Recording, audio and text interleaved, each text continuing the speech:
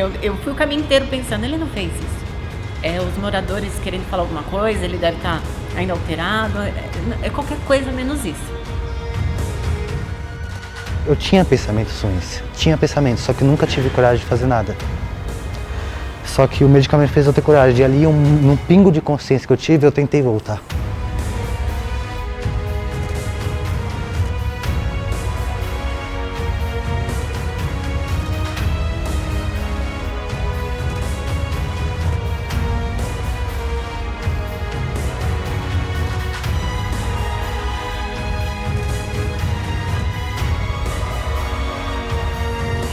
Eu paro e vejo aquele vídeo. Eu vejo a altura da onde você estava. E eu vejo que eu estou falando aqui contigo. Como não acreditar em Deus?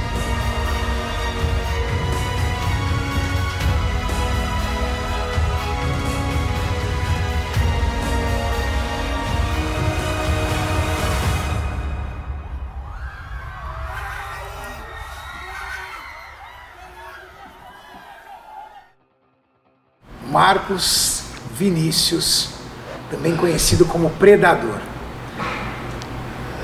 Da onde veio esse apelido Predador?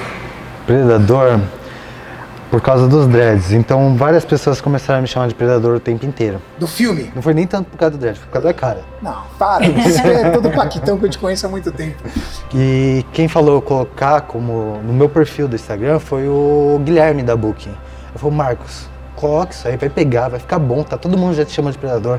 Aí eu coloquei e pegou. Muitos nem me conhecem pelo meu nome, me conhecem por Predador. Predador. Você começou a competir com quantos anos de idade e em que ano? Foi com 22 anos em 2014, no final de 2014.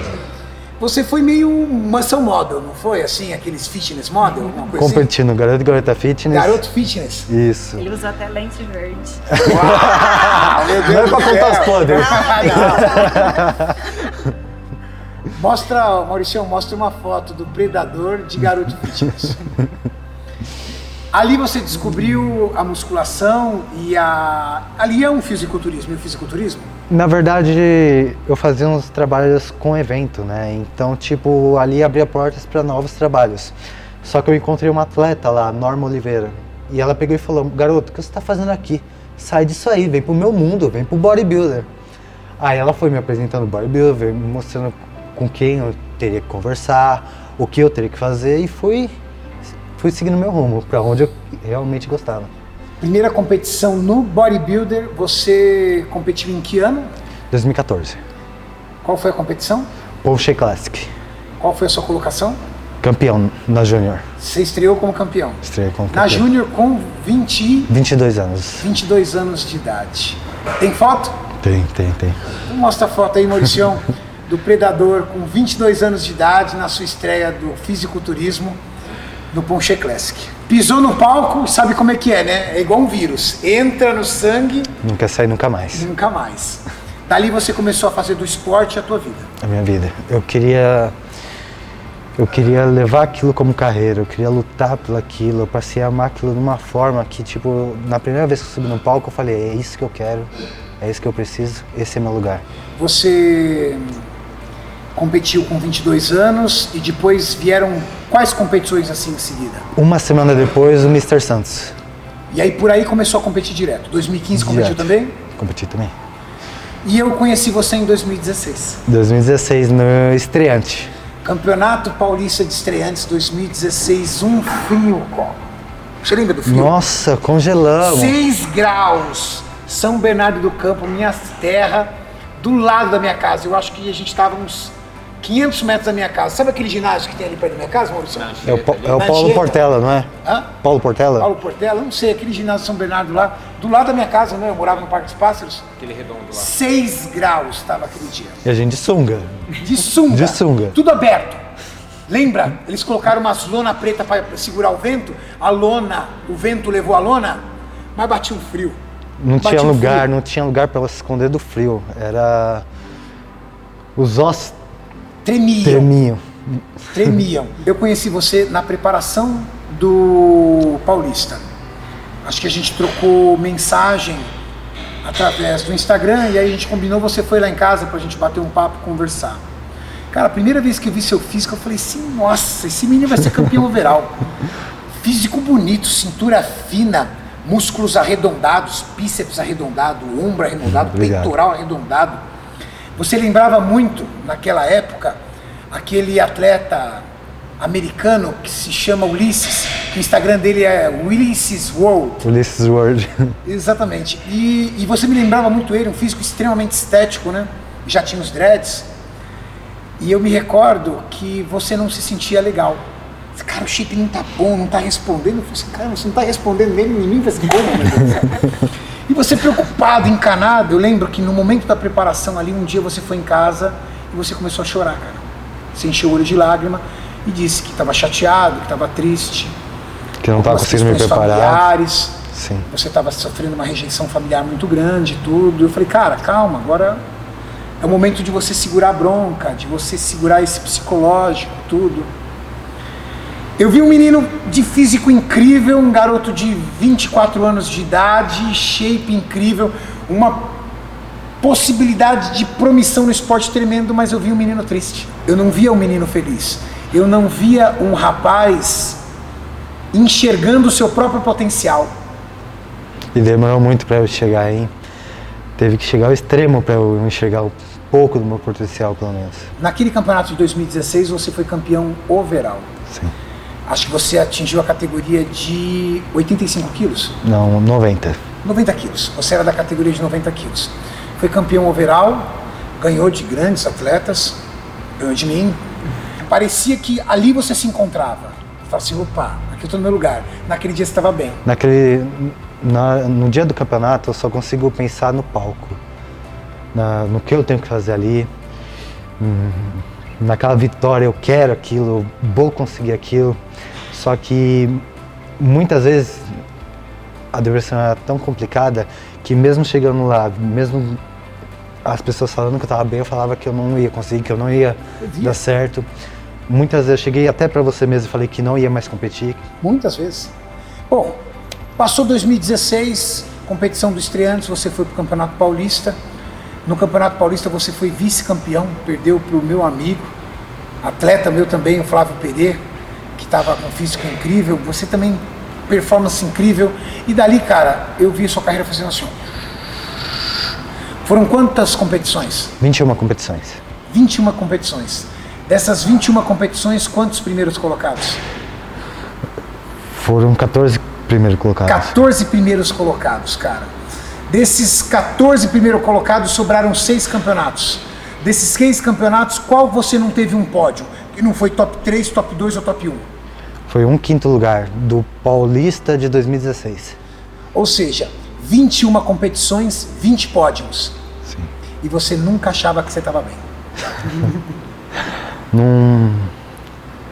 Sei lá, é até difícil de explicar, porque tipo, a gente não consegue, nesses momentos a gente não consegue ver nada de bom.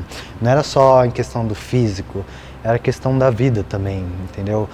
Era em mim, tipo, não me sentir bem comigo mesmo, me punir muito, me julgar muito. Não senti nem que eu poderia receber o amor de outras pessoas. Há quanto tempo nós não conversávamos? Cerca de 3 anos? Uns 3, 4 anos, por aí. Uns 3, 4 anos. Uns 3 anos, desde 2017. Você foi se isolando, percebia você sempre muito fechado, percebia você sempre muito triste, um pouco revoltado da vida, revoltado com o mundo. E aí, cara, eu assisti aquele vídeo e vi aquele garoto incrível, de físico incrível, garoto bonito, deixando a vida dele escapar pelas mãos. Eu juro pra você que eu olhei aquele vídeo e falei, eu acho que ele não resistiu. Como resistir ao 10º andar de um prédio? Só tem uma explicação. Foi Deus me carregou até lá embaixo. Eu também acredito. Porque olha, por mais que você tenha tido o impacto reduzido na árvore, você caiu diretamente sobre um tronco de árvore. Sim. Você consegue descrever como é que foi o acidente dele, pra galera entender?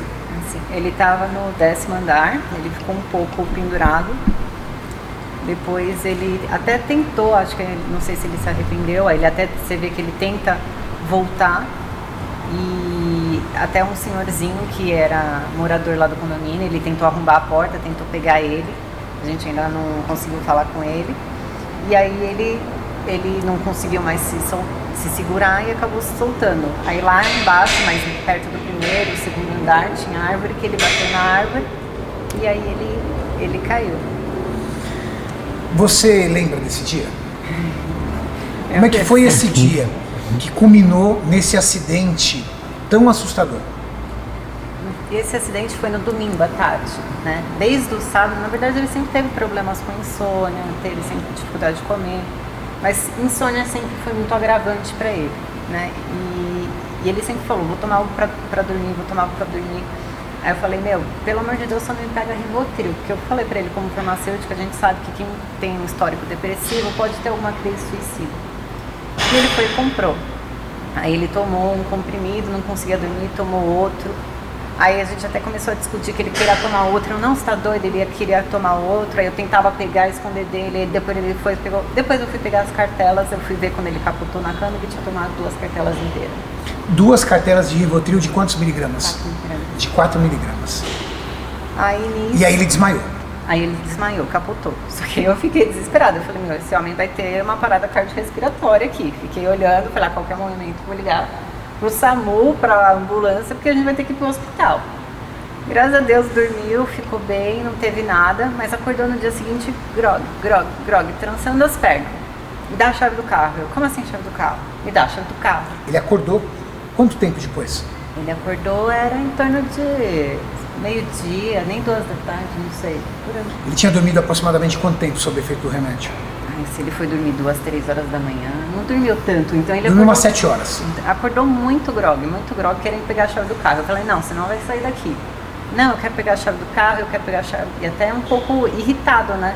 Porque ele queria pegar a chave do carro. Eu falei, você não vai sair daqui e dirigir dessa forma. Eu não vou deixar você pegar a chave do carro. Ele estava descontrolado. Totalmente descontrolado. E também, né? Com Sob efeito de medicação. Tanto remédio que ele tomou. E querendo ou não também, até que isso foi bom. Porque como ele estava trançando as pernas, eu até consegui sair, né? Então eu falei, você não vai pegar o carro. Quem vai sair com o carro, então sou eu. Né? E aí, depois de uns 5 minutos que eu saí, me ligaram. Na hora que me ligaram, eu também fiquei assim. Eu não conseguia acreditar, mas ao mesmo tempo eu falei, ele fez isso? Então, tipo, me ligaram 5 minutos depois, tipo, você pode vir aqui porque o seu marido se jogou do 10º andar? Eu fiquei em choque. Aí eu falei, eu fui o caminho inteiro pensando, ele não fez isso. Os moradores querendo falar alguma coisa, ele deve estar ainda alterado, é qualquer coisa menos isso. Aí na hora que eu cheguei lá, já tinham levado pro SAMU, já tinham feito tudo. E a todo momento eu falava, meu, eu não acredito, meu marido morreu. Eu chorei a morte do meu marido. Eu chorei a morte, até eu chegar no hospital e ver ele, eu não acreditava. E ainda mais 10º andar, qualquer um pensa e fala, impossível. Impossível. Mesmo que você reze para Deus e pense no melhor, não tem como você pensar no melhor numa situação dessa. Aí depois eu cheguei no hospital e eu só consegui chegar no hospital bem mais tarde, porque ainda tinha, né? Eles ficam falando de perícia, porque tem tentativa de suicídio e tudo mais. Cheguei mais tarde no hospital. Tive um mega problema com a família dele também, porque todo mundo era de Mogi, e eu liguei falando o que aconteceu. Eu falei, gente, alguém precisa ir pro hospital. E aí a minha mãe foi para começar a assinar os papéis e tudo. A família dele foi uma tia. Quantos familiares você tinha, Marcos? Você tem, perdão? Pode contar uns 20 e poucos. A mãe não foi. De 20 e poucos. Você tem mãe? Tem. A mãe não foi. A mãe não foi. Ela brigou com todo mundo da minha família. Ela brigou com todo mundo. Dele. A mãe não foi. Ela pegou... eu consegui que a mãe fosse no 4º dia de hospital. Porque ela não conseguia entrar. Porque eu não conseguia mais entrar por causa da época de Covid. Então eu precisava de alguém... Como nós somos casados, ela não tinha nenhum documento que provava que ela era da minha família. E por isso que eu também liguei desesperado pra família. Eu falei, gente, eu não posso autorizar nada. Eu não sou legalmente mulher dele, nem nada. Então, tipo, minha mãe foi... Aí apareceu uma irmã dele, que graças a Deus conseguiu acelerar a papelada. Aí depois apareceu uma tia dele. Só. A mãe não foi, a avó não foi, ninguém foi. E aí só lá pro quarto dia que eu não conseguia mais entrar no hospital por causa da situação de Covid, aí eu fui, conversei com a assistente social, com psicóloga, falei de toda a questão da depressão dele. E eu falei, gente, ele fez uma operação na segunda, ele vai operar de novo na quinta, amanhã, e era quarta. Eu falei, agora ele tá consciente. Agora ele sabe que ele vai operar. E eu não vi mais o meu marido. Ele pode estar achando que eu abandonei ele pode estar achando que todo mundo... Eu falei, eu tenho medo de ele morrer, tentar se matar de novo, porque ele acha que não tem ninguém aqui com ele. Eu preciso ver ele, só que eu não conseguia. Tentei falar com a mãe dele, expliquei tudo isso. E ela falou que não dava. Não dava para ir, porque ela tinha pré-natal de exame de uma das filhas que é a irmã dele. Esse exame pode ser feito depois e não tem outra pessoa para acompanhar. A gente está falando do seu filho que quase tentou se matar, você ainda não foi ver ele. Eu briguei muito com ela, eu falei, olha, desculpa, mas eu já perdi praticamente o meu marido por causa da depressão que começou com você. Quando ele tinha 6 anos de idade, quando você abandonou ele, ali começou a depressão dele. E eu não vou perder meu marido de novo porque você não quer ir lá. Marcos, você me disse, até para explicar pro pessoal, que você não se recorda de nada, né? Não. Você se recorda de estar tomando essa medicação para tentar dormir e você se recorda depois apenas de se ver no hospital. Do que você se recorda de tudo isso que aconteceu? Então, o que eu me lembro é de ter tomado os 2 primeiros comprimidos de Rivotril e ter ido dormir. Depois daí eu só lembro de ter acordado na quinta-feira no hospital, após a segunda cirurgia, e eu só lembro de 2 flashes na minha mente. Um era ela me dando comida na boca, e o outro era das ferragens que estavam aqui na primeira cirurgia. Só isso. Na sua bacia. Isso. Eu não lembro de nada. Você não se recorda de tomar mais medicamento, ela lutando para tentar tirar as cartelas de você, ela saindo de casa para evitar que você pegasse o carro. Você não se recorda de nada disso? Não, de nada. Porque você estava sob efeito de medicamentos. É uma característica do Rivotril. Dependendo do nível de introdução desse ativo no seu corpo, você literalmente perde a consciência. Sim. Quando a gente observa no vídeo que ele está pendurado na janela. Ele passou pelaquela portinhola da janela? Ele arrebentou a janela e aí ele passou por ela. Porque o seu apartamento não tem sacada. Não tem sacada. Como é que ele passou por aquela portinhola desse tamanho? Meu Deus do céu. Até hoje, tanto quando me falaram, eu falei, não, ele não passa por aquela janela, né? Não tem como. Né? Ele arrebentou a janela inteira, porque é daquelas que abre assim. Então basculante. Aí ele arrebentou aquilo e passou e se pendurou, né? E ficou pendurado por um tempo. A gente percebe que ele ficava pendurado ali, em alguns momentos dava a sensação de que ele queria voltar. Eu acho que ele se arrependeu, porque ele faz umas 2, 3 vezes assim, mas com tanta medicação e um cara tão pesado, ele não ia conseguir voltar.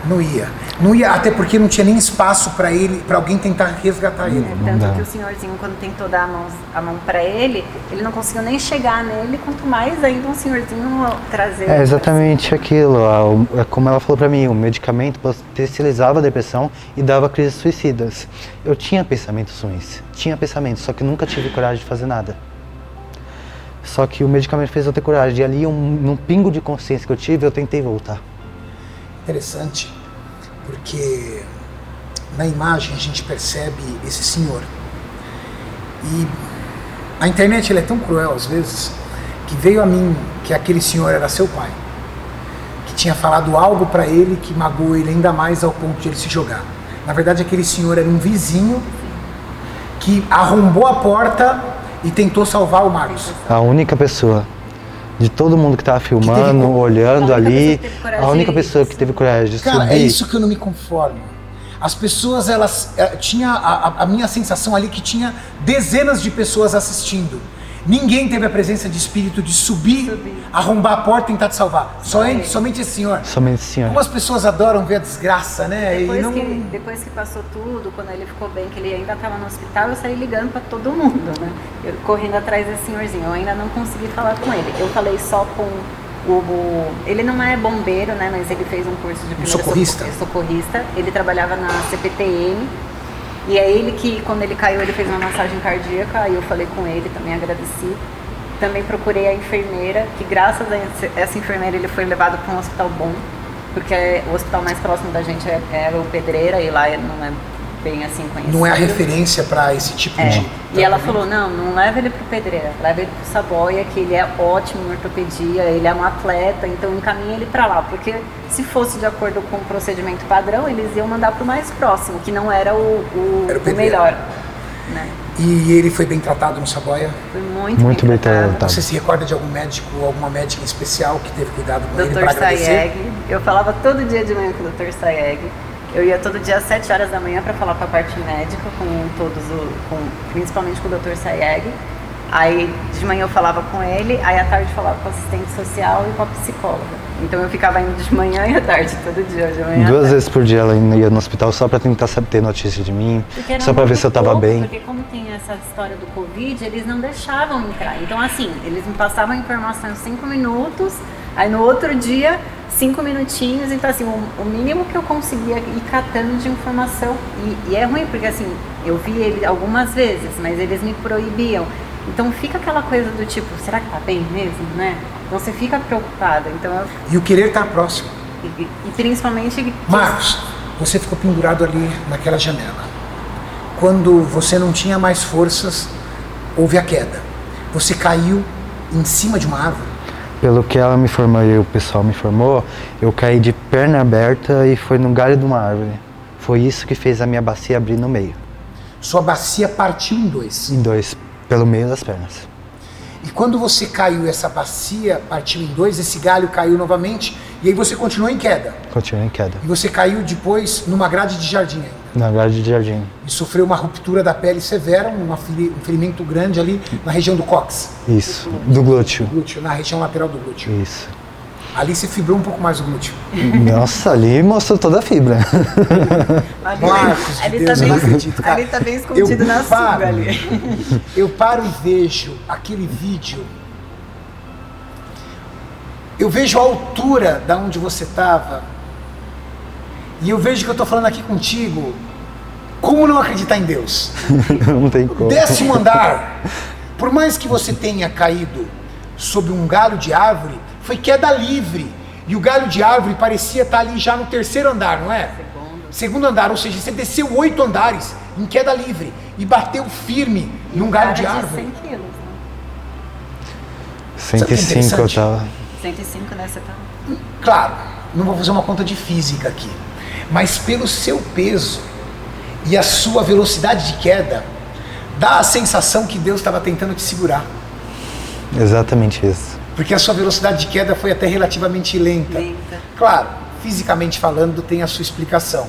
Mas a gente precisa conciliar a explicação física com uma relação divina para compreender como você saiu vivo. Não dá pra entender, né? Se você não colocar Deus nisso, você não vai entrar numa relação de entendimento. Sim.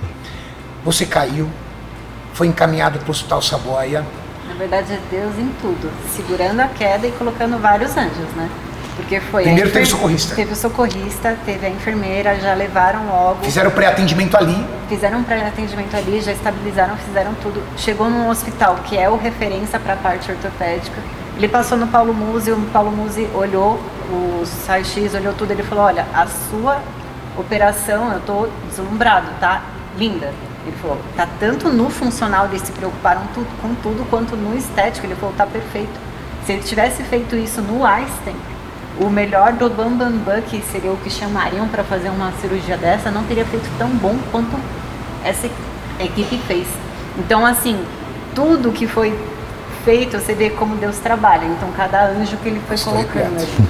Que me dá a sensação de que Deus chegou no momento que ele falou assim, cara, eu não sei mais o que fazer para mostrar que a tua vida é boa, que você tem boas pessoas ao seu lado. Sabe o que eu vou fazer então? Eu vou deixar você chegar no fundo do poço. Deixar você chegar e olhar a morte de perto, para você enxergar tudo ao seu redor. Antes desse acidente, antes disso, quem era o Marcos Vinícius, predador? Como pessoa e personalidade? O Marcos Vinícius era uma pessoa que se sentia a pior pessoa do mundo, se odiava, não tinha um pingo de amor próprio, era inseguro, reclamava de tudo. Para ele, todas as pessoas que fossem se aproximar dele iriam tirar proveito, iriam dar um golpe, iriam fazer alguma coisa de ruim. pra ele nada de bom dura pra ele. Eu cheguei a falar pra minha mulher várias vezes, a gente não vai durar. Logo, logo vai acabar, porque eu sei que nada de bom dura pra mim. Era muito ingrato. Hoje eu vejo que eu era muito ingrato com Deus. Falava que ele não gostava de mim, que ele me odiava, que muitas vezes cheguei a falar que ele não existia. Só que a minha doença não deixava eu ver o quão bom Deus era pra mim. Porque ele me abençoou em cada passo da minha vida. Se você for ver, aos poucos ele foi me abençoando pouco a pouco na minha vida. Foi me trazendo vitórias que eu não conseguia enxergar. Foi me trazendo ótimas pessoas que eu não conseguia ver o quanto eram boas para mim, o quanto me ajudavam. Eu só conseguia ter aquele negativismo. Marcos, eu via você num físico sempre incrível e impecável. Hoje, você olha um vídeo seu com o seu físico, você consegue ver o que você construiu no fisiculturismo? Hoje sim. E antes? Antes eu não chegava. Eu achava que eu estava sempre ruim, que eu nunca estava pronto, que eu sempre era o pior. Ontem mesmo eu peguei, olhei para minha mulher e falei, nossa amor, como eu estava lindo.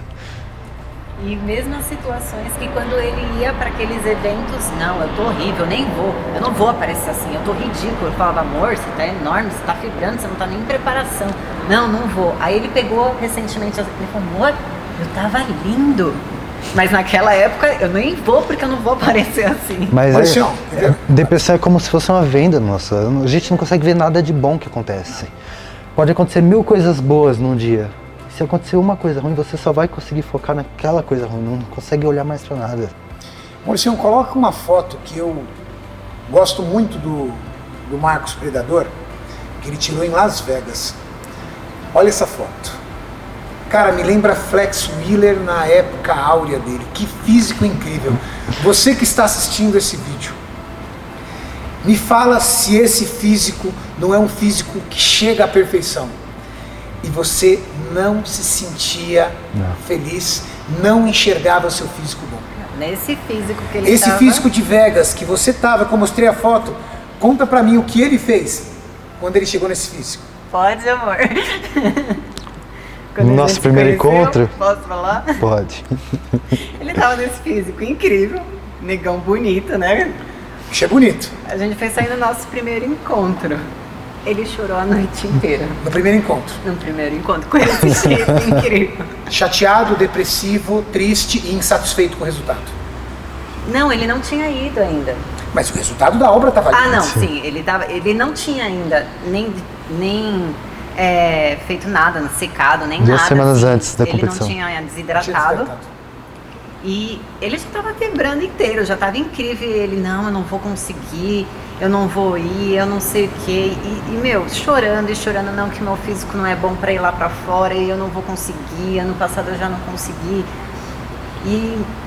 Muitas coisas. E assim, a noite inteira. Fora problemas em casa, problemas E aí na você família. olhava e falava assim, meu Deus do céu, doido pra catar esse homem aqui, esse homem não pode chorar, meu Deus do céu. O pior é que assim, quando ele começou a desabafar, começou a me tocar tanto que acabou que foi para um outro clima.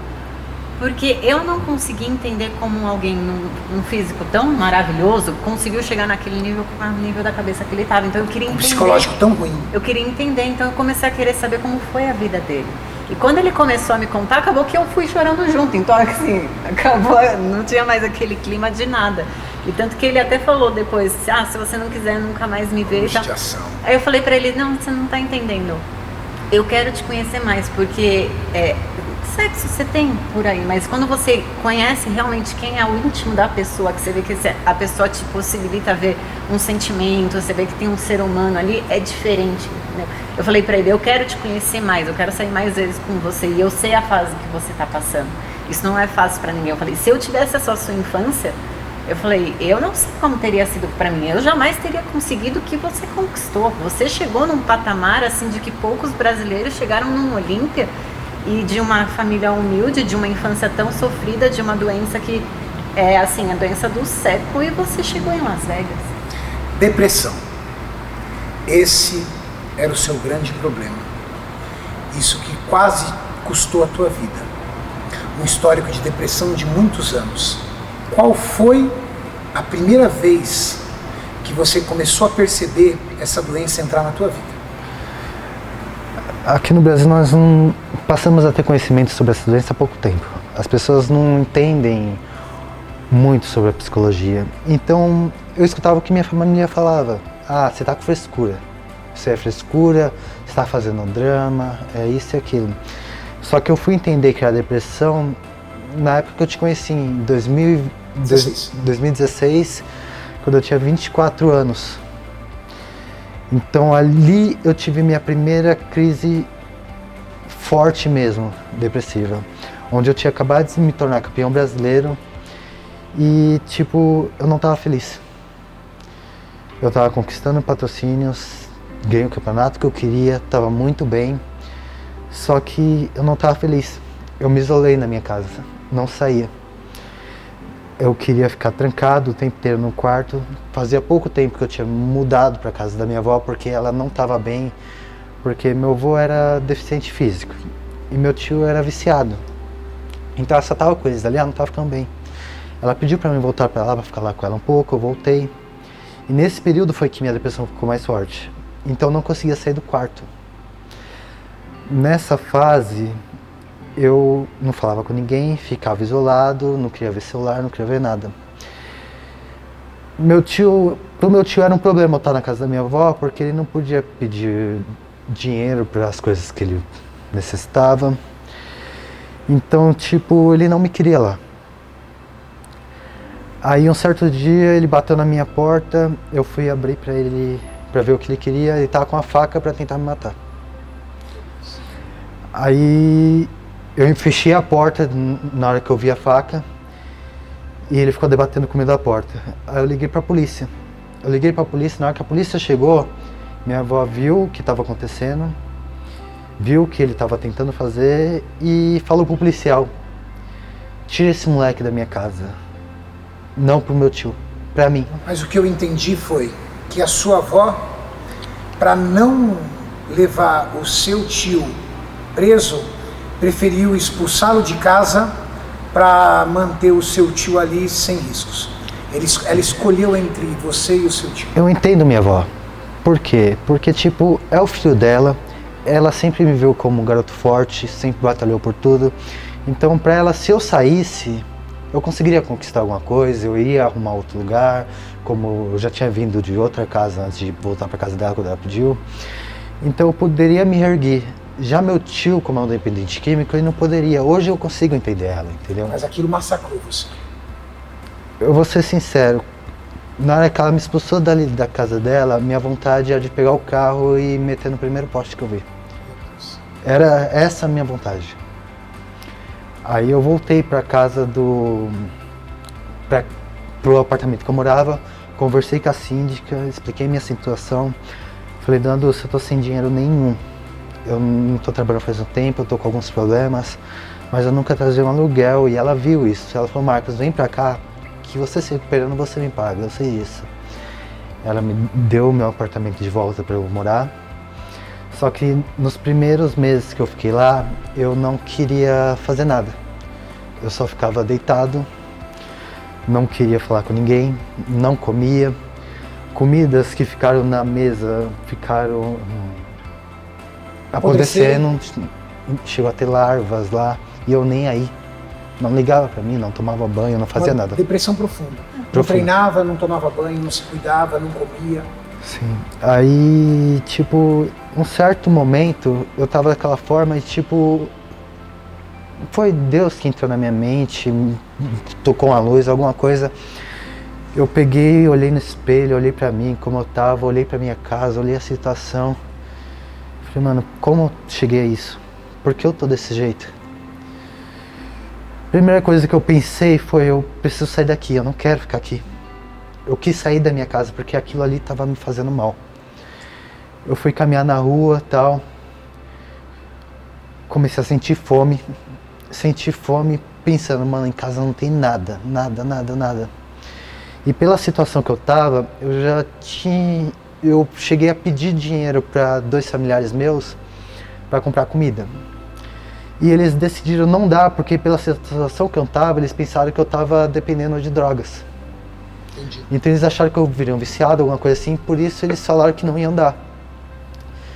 Aí eu saí do comércio deles, que era uma lanchonete, e fui andar. Andei. Aí eu achei uma nota de R$20 no chão. Achei uma nota de R$20 no chão. Caramba. Fiquei feliz, falei, mano, eu vou comprar comida, eu vou comprar alguma coisa. Passei no açougue, comprei umas linguiças. Passei no mercado, comprei arroz. E comprei mais o que? Ovos.